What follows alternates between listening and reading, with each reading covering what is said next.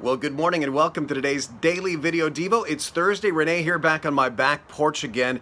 And this coming weekend, we're going to start a series in the Gospel of Mark, looking at how Jesus clearly had his mind set on going to the cross for us. We're going to see how all through the Gospel of Mark, Jesus keeps giving the disciples hints about this.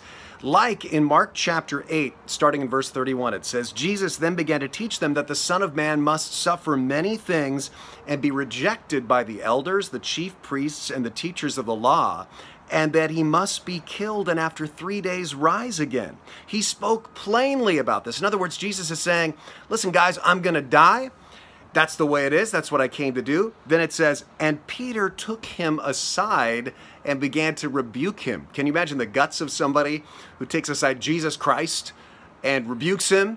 Says, man, you shouldn't be talking like this, Jesus. Maybe Peter thought Jesus was sounding crazy. Maybe Peter was just concerned about Jesus as a friend. He says, don't talk about dying. You're not going to die. And then it says in verse 33, but when Jesus turned and looked at his disciples, he rebuked Peter. Get behind me, Satan. Wow. He says, you do not have in mind the concerns of God, but merely human concerns. So Jesus rebukes Peter because Peter's trying to tell Jesus, I don't want you to die. We want you to stay with us. And Jesus rebukes him and says, man, I understand why you're saying that, but those are just human concerns. God's concerns are much bigger than yours. I came to die. Now we're going to look at why Jesus had to die this weekend and what Jesus meant by going to the cross. And of course, Jesus' death is unique in all of human history. We're going to look at that this weekend. But have you ever thought about the fact that in one way, all of us as followers of Jesus Christ are called to die?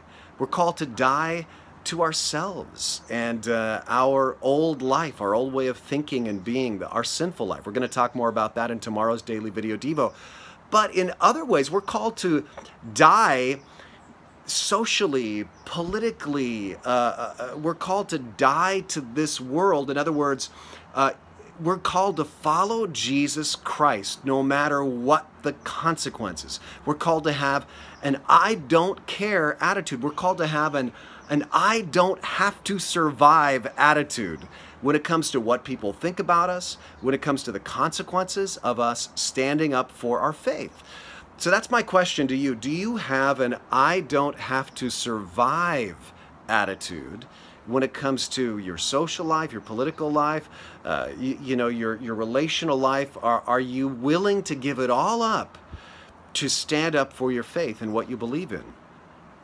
You're going to hear the voice of Peter saying to you, no, don't talk like that.